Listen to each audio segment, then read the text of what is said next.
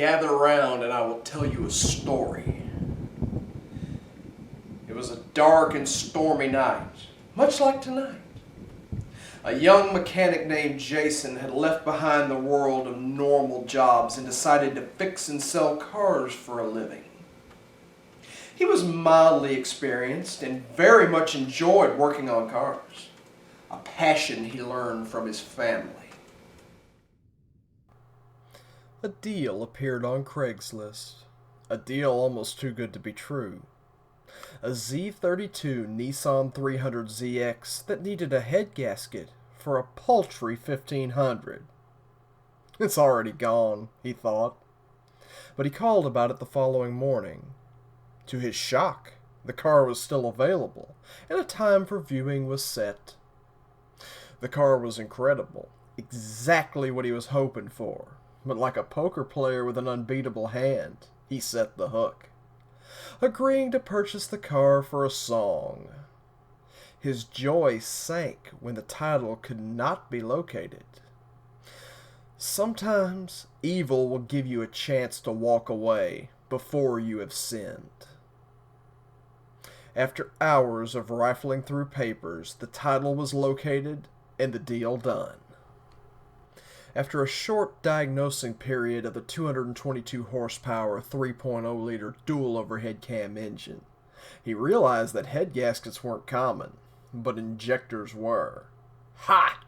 I stole the car and it's such a simple fix. Oh, how wrong he was. 8 hours of torture, removing an intake plenum the size of a big screen TV, EGR tubes attached to both sides with zero leverage. His hands bloody from razor-sharp edges, he cursed an engine for the first time. If I ever get my hands on the motherfucker that designed this bullshit, I'll kick him in the nuts. More horror was discovered when he realized that if the timing belt snapped, the $2,000 engine would die, and replacing the timing belt is a greater nightmare than the injectors. But the rest of the car, it was incredible. He sold the car for a decent profit, but a part of his soul was taken with it, a cost not known at the time. Poor Jason. He was blinded by greed and punished for it. If a deal's too good to be true, it probably is.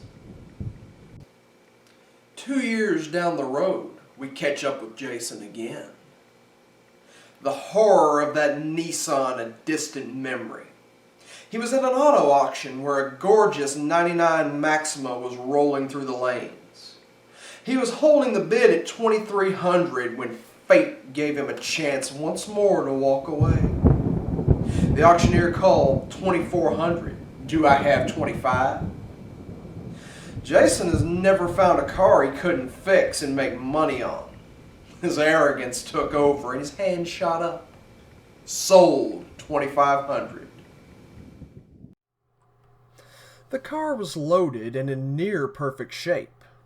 It drove fantastic. All was well except for a little check engine light. No problem, I got this. PO300, random multiple misfire. An annoying code, but fixable. Vacuum leaks, fuel pressure, O2 sensors, spark plugs, coils, MAF, and even the injectors were replaced. The car ran smooth as butter, but that rat bastard check engine light popped up each and every time. It won't pass inspection, so I can't sell it. I give up. My perfect record lost. A mystery unsolved. Sold at auction for $1,800. A stinging loss of nearly $1,500. Poor Jason. His arrogance bit him in the ass. You're never unbeatable. Another year later, he swore to never buy another Nissan, but a '98 Altima was for sale, a mere half-mile from his house. A clean, high-mileage vehicle with a tick and an oil leak. He hasn't sold anything in a while, and for $500, how could he go wrong? He quickly discovered that the timing guides had disintegrated and the timing chain had eaten through the timing cover. Easy enough. Pop the cover, replace everything, car will be ready by the weekend. Wrong again, Jason. The entire accessory drive must come off. The exhaust, the oil pan, the half case. You gotta be fucking kidding me. I can't believe someone would be this stupid. This is the worst design I've ever seen, and I'm dead fucking serious. Why is every edge a razor blade? Why are the bolts so damn tight? Did they see the easy way and intentionally do the exact opposite? This is horseshit. Never again will I buy Nissan. Fuck that brand. Poor Jason. His stubbornness is not an admirable trait. A few years later, Jason has been defeated. That little piece of darkness that the 300ZX planted has consumed him. The first time he cussed a car, he started the slow journey into a bitter, angry person. A raving reviewer. But the problem with your memory is that it's faulty. You remember what you loved and forget what you hate. Time lessens the sting, so once again, Jason buys a Nissan. He's cautious. He does his research this time. Nothing really goes wrong with the 350Z, right? I don't want to sell this one though. I want to drive it, so I'll get a running one. It's great, for a time. Sure, the automatic window goes up, then back down to halfway. And sure, the interior is acres of hard plastic with nothing to break up the blandness. But it runs great. Until it doesn't.